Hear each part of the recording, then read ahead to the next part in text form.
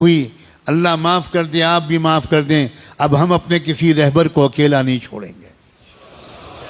تم نے رہبروں کو اکیلا چھوڑا ہے، تب حکومتوں کی ہمتیں بڑھتی ہیں، تو وہ کبھی مولانا کلیم صدیقی کو بند کر دیں اور کبھی مفتی سلمان اظہری کو بند کر دیں۔ لا حول ولا قوت الا باللہ۔ ہم سب ایک ہیں، مسلک کی بنیاد پر لڑائیاں بند کرو۔ اگر آپ کو کسی مسلک سے تعلق ہے بہت مبارک، لیکن ہمارا اصل مذہب کلمہ طیبہ لا الہ الا اللہ ہے۔ ہمارا کلمہ ایک ہے، ہمارا قرآن ایک ہے، ہمارا قبلہ ایک ہے، ہمارے رسول ایک ہیں، ہمارا رب ایک ہے، ہمارا دین ایک ہے، اور ہمارا انجام بھی ایک ہے۔ کسی طرح کا جھگڑا نہیں۔ یہ اہل سنت کی مسجد ہے اور یہ تبلیغیوں کی مسجد ہے۔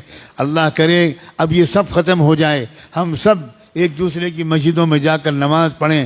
مسجد کسی کی نہیں ہے، مسجد تو اللہ کی ہے۔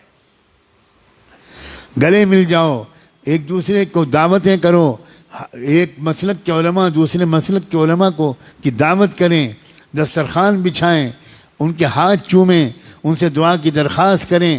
یاد رکھنا ہر مسلک والوں میں کچھ خوبیاں ہیں، یہ سب مسلک مل کر ایک امت بنے گی۔ اب کب تک یہ مسلک کا ہم لوگ ڈھول پیٹیں گے؟ اب بن جاؤ ایک امت، اس لیے کہ دشمن ایک امت بن گیا۔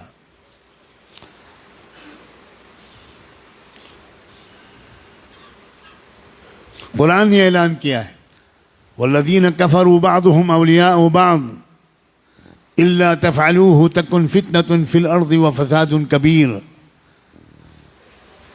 کفر کی طاقتیں ایک امت بن گئیں، ایک قوم بن گئیں، ایک جماعت بن گئیں، ایک سنگٹھن بن گئیں، ایک تحریک بن گئیں۔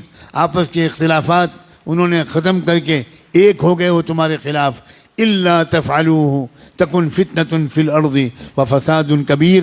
اگر تم بھی ایک نہیں بنو گے، اگر تم ایک دوسرے کے مددگار نہیں بنو گے، تو یاد رکھنا تمہاری اس بدماشی کی وجہ سے، تمہاری اس بدفعلی کی وجہ سے پوری دنیا میں فی الارض فتنة و فساد کبیر، بہت بڑا فتنہ و فساد پھیلے گا تمہاری پھوٹ کی وجہ سے۔